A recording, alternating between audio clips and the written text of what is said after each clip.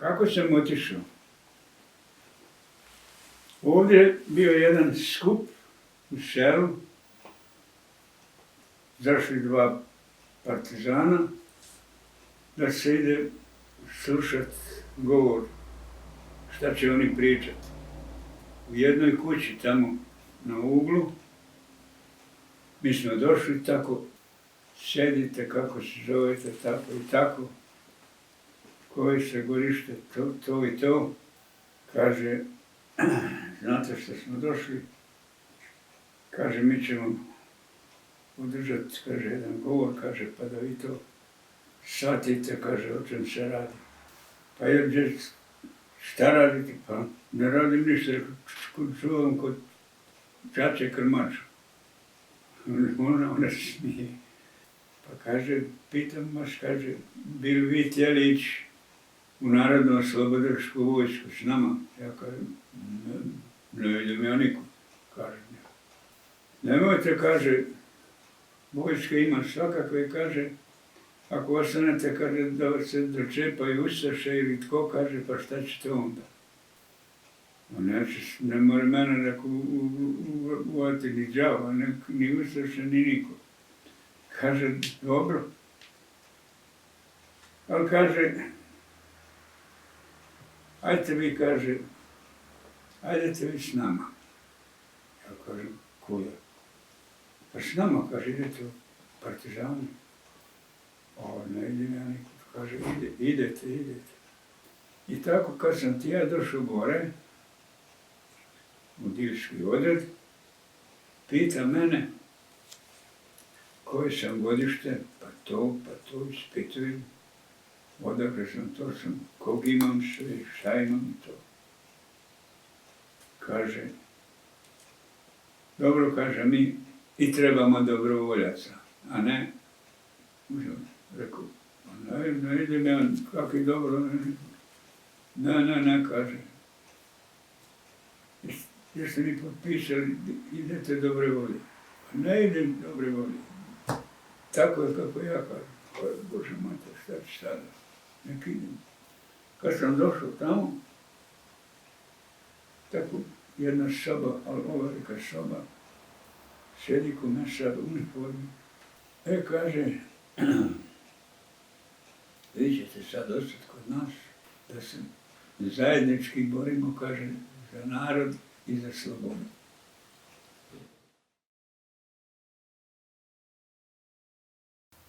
Kad sam došao kući, moj stric bio živ, ja došao po noći, kucam na vrata, došao sam preko kapelišu, pitao stric, tko je? Čičo, ja sam. Ma tko? Ja sam, a Čuko narapio. Bio tako velik, nije niko smio odgovoriti. Ja, Šaro, ležim, pripoznao moj pas. Ja ležim tu na krevetu gdje su bile čepetane i organi tu, jel? Pokrit kad ujutru, ja čujem, ona pita, kaže, pa gdje je ga? A ja već u sobi tamo, čepetim pokrit, šut, ja njoj rekao da neka zuje, ne znam ništa kakva je situacija u selu ni to. Kaže, ona došla, otkri, a ja bio ovako debel. Smršao je samo tako. Kaže, da mi recite, rekao samo šta imam, kakve vojske imam u selu i tako, kaže, 7 mjeseci, kaže, nema nikoga. Nikoga. Pa rekao, dobro onda.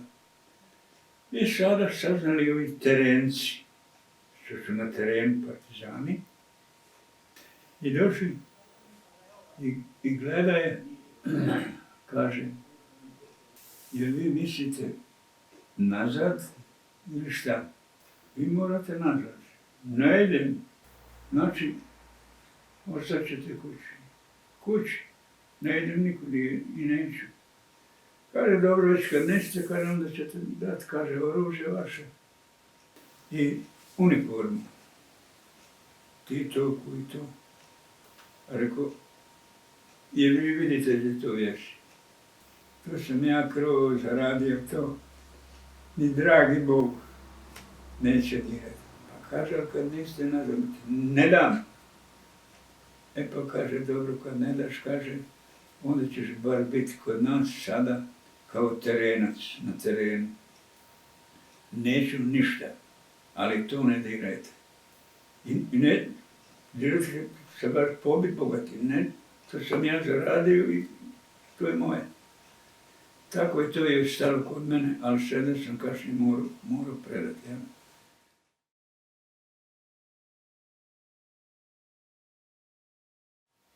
Kad je u Kupini bio Kirvaj, već idem ja na Kirvaj. Kad je tamo partizani, hop, sad šta? Kaže, vi ste bjegunac, kaže, i metak u čelo. Ako uvate da bježiš iz partizana, metak je u čelo, nema tu kecmeć. I tako sve skupa ja sam pobjegao, ali klinac uvate me. Došao komesar iz vojnika, rekao, sad je gotovo. Ajde, snimamo unutra. Dođemo tu jednu civilnu sobu. Sjedemo i sad, mene komesar neki Ljubinko se zvao. Pa kaže, toliko smo bili u te povjerni, volili smo tako u Boga. Balav sam bio onda za to je sam imao 15 godina. Kaže, imat ćeš samo jednu kaznu. I ništa više. A da je ovdje komandant metak u čelu odmah, pravo za Žumberg. Tamo i kod komandanta Stanke Basarić, neki komandant bio 16. omladinske brigade, kaže, kod njega.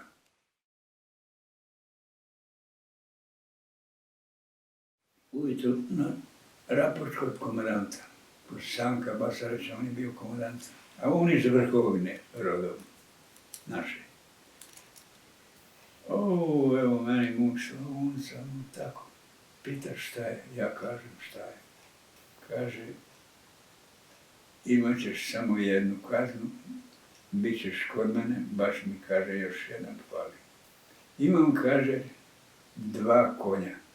Samo ćeš morati održavati jednog, jedan je tvoj, a jedan moj. Kad ko treba, sedlo je tu i drago. Moj održavač ako treba i kupat.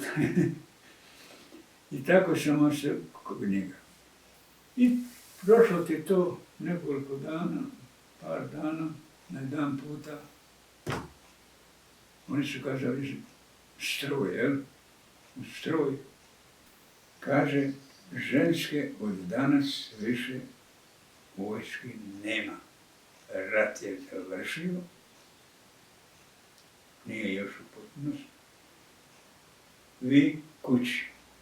Bit ćete sprovedeni svaka lično svoje kući. A kaže meni, tebe ćemo, kaže, dokle djetinskoj mjestiš, ja kažem, kako ne znam ne odate doći kući, ni ništa. Ne, kaže. Dobit ćeš ti vojnika koji će te pravo u tvoju rođenu kuću dovesti.